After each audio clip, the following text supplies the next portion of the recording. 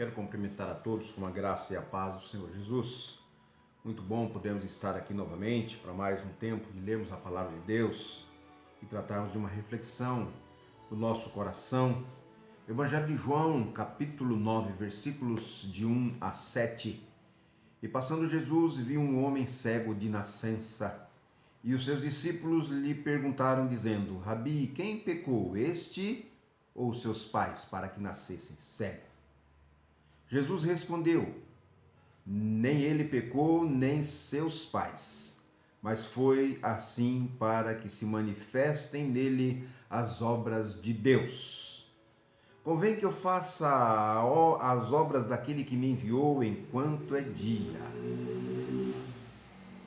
A noite vem, quando ninguém pode trabalhar.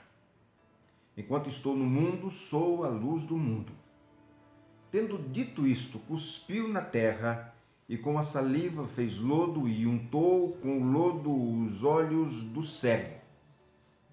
E disse-lhe: vai, lava-te no tanque de Siloé.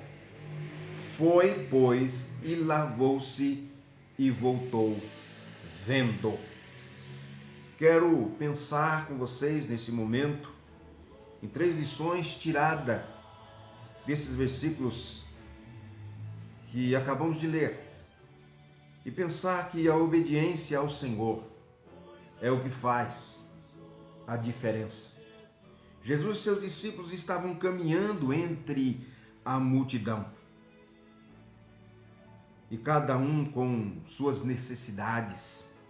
Jesus poderia fazê-lo todos tratados, mas tudo dependia de cada um deles.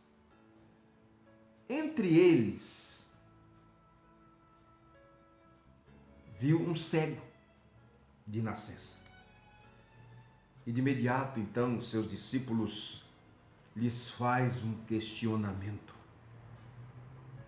E Jesus responde aos seus discípulos, fazendo a sua obra.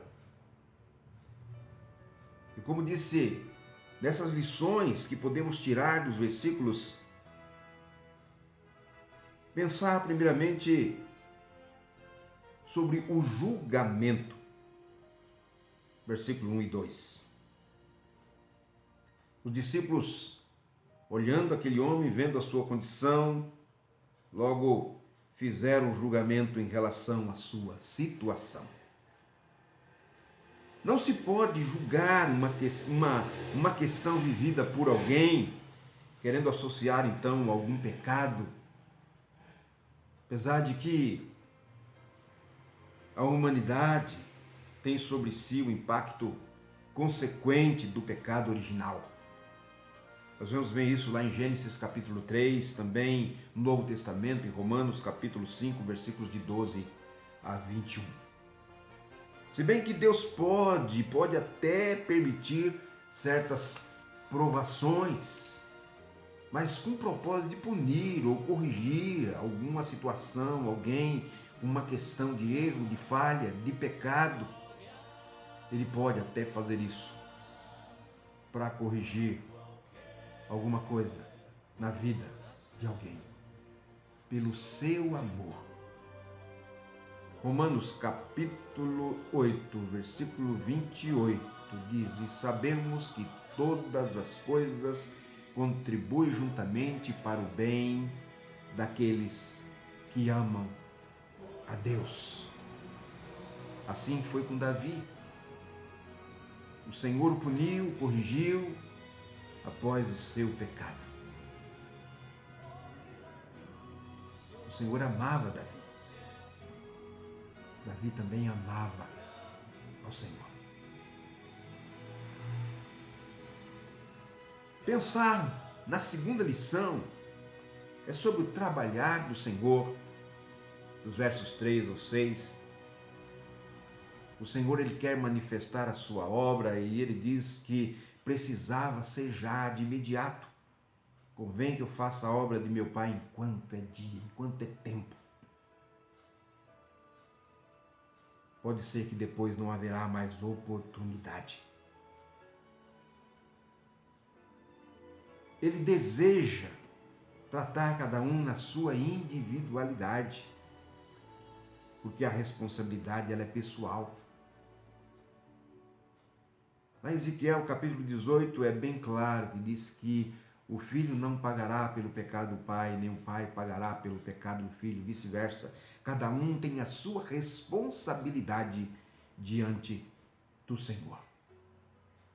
Mas queremos pensar nesse trabalhar de Deus como algo que Ele quer fazer agora, como quis fazer de imediato na vida do cego de nascença.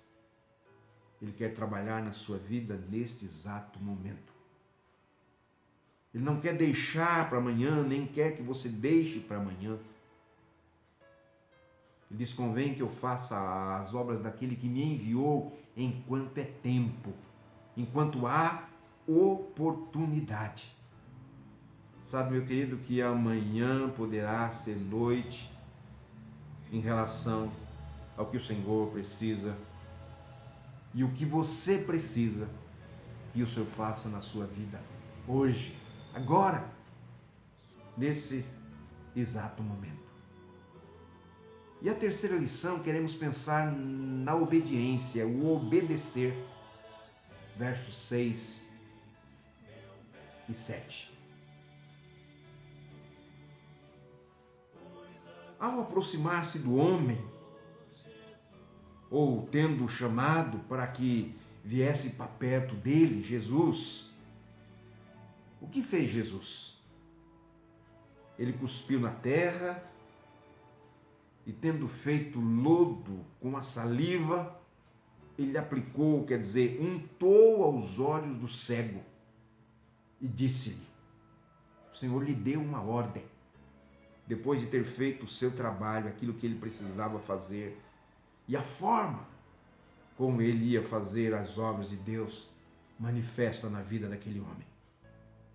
O Senhor disse: vai, lava-te no tanque de Siloé. Ele foi, lavou-se e voltou vendo.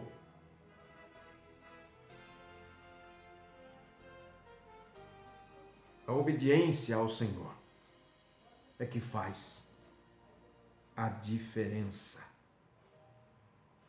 Ele obedeceu e com isso permitiu que as obras, que a glória do Senhor se manifestasse nele. Ele não esperou outro momento, outra oportunidade, ou que Jesus insistisse para que ele fosse e lavasse no tanque de Siloé. Ele creu e obedeceu. Jesus, ele deixa bem claro lá em Lucas 6:47.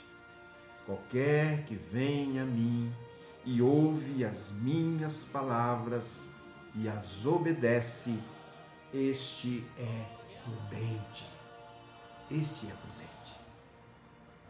Talvez você esteja vivendo um momento angustiado, um momento de necessidade, um momento de preocupação, aprisionado aos problemas.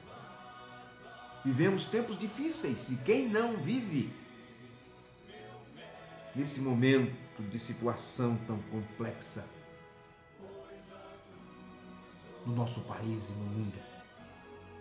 Mas Jesus, ele é bem claro em dizer o seguinte: vinde a mim, todos vós que estáis cansados e oprimidos, e eu vos aliviarei. O que Jesus fez na vida daquele homem causou, de certo modo, um transtorno, um alvoroço, principalmente na vida daqueles que estavam dispostos simplesmente a fazerem os seus julgamentos,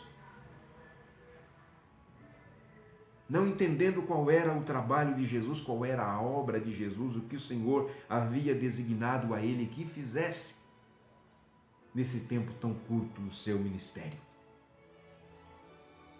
Mas interessante é que aquele que obedeceu,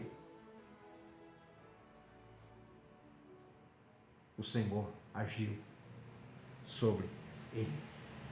O verso 38 do capítulo lido diz que o homem cego de nascença creu em Jesus e o adorou. Jesus deseja ser por você adorado. Por isso ele tem algo extraordinário, maravilhoso para fazer na sua vida. Você precisa crer e obedecer. Vamos orar. Deus querido, Pai amado, louvado, exaltado, glorificado seja o teu santo nome. Tu és poderoso e por meio de Jesus Cristo, o Senhor quer trabalhar a vida de cada um daqueles que estão dispostos a obedecer às palavras do Senhor Jesus, para que as suas obras sejam manifestas. Por isso, Pai, pelo teu Espírito, toca, move esta vida, para que ela possa de fato ser convencida e de maneira obediente se voltar ao Senhor e fazer sua vontade. Abençoa a sua vida. Abençoa, Pai, em todo o tempo. Eu oro agradecido no precioso nome de Jesus. Que Deus o abençoe.